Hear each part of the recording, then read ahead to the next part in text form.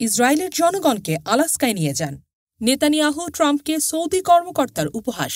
ইসরায়েলের প্রধানমন্ত্রী বেনিয়ামিন নেতানিয়াহুর বিতর্কিত মন্তব্যের জবাবে সৌদি আরবের শুরা কাউন্সিলের সদস্য ইউসুফ বিন ত্রাদ আল সাদুন কড়া সমালোচনা করেছেন। ইসরায়েলিদের নতুন রাষ্ট্র গঠনের পরামর্শ দিতে গিয়ে তিনি নেতানিয়াহু ও যুক্তরাষ্ট্রের প্রেসিডেন্ট ডোনাল্ড ট্রাম্পকে উপহাস করে বলেন, ইসরায়েলের জনগণকে আগে যুক্তরাষ্ট্রের আলাস্কায় এবং পরে গ্রিনল্যান্ডে সরিয়ে নেওয়া উচিত।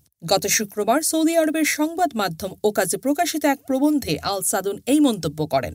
এতে তিনি মধ্যপ্রাচ্য নিয়ে ট্রাম্পের নীতিকে বেপরোয়া এবং বিশেষজ্ঞদের পরামর্শ উপেক্ষার উদাহরণ হিসেবে উল্লেখ করেন। পাশাপাশি তিনি সতর্ক করে বলেন, জায়নবাদীরা রাজনৈতিক কৌশল ও সংবাদ মাধ্যমের চাপের মাধ্যমে সৌদি নেতৃত্বকে তাদের স্বার্থে ব্যবহার করতে পারবে না। সৌদি পররাষ্ট্র মন্ত্রণালয় নেতানিয়াহুর বক্তব্যের কড়া সমালোচনা করেছে। এক বিবৃতিতে বলা হয়, ইসরায়েল গাজায় যে জাতিগত নির্মূল চালাচ্ছে তা থেকে নজর সরানোর জন্য নেতানিয়াহু ফিলিস্তিনিদের সৌদি আরবে পাঠানোর অযৌক্তিক প্রস্তাব দিয়েছেন।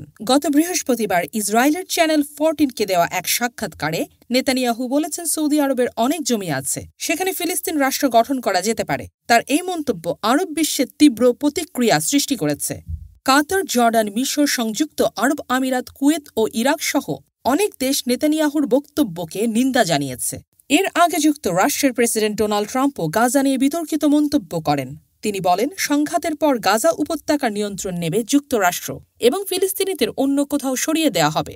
ট্রাম্পের এই বক্তব্যেরও তীব্র প্রতিবাদ জানিয়েছে আরব দেশগুলো। বিশ্লেষকরা মনে করছেন, মধ্যপ্রাচ্যের ভূ রাজনৈতিক পরিস্থিতি আরও জটিল হচ্ছে। নেতানিয়াহু ও ট্রাম্পের এসব মন্তব্য ইসরায়েল ফিলিস্তিনি সংকটের সমাধানকে আরও কঠিন করে তুলতে পারে। দেশ জগৎ ইন্টারন্যাশনাল ডেস্ক।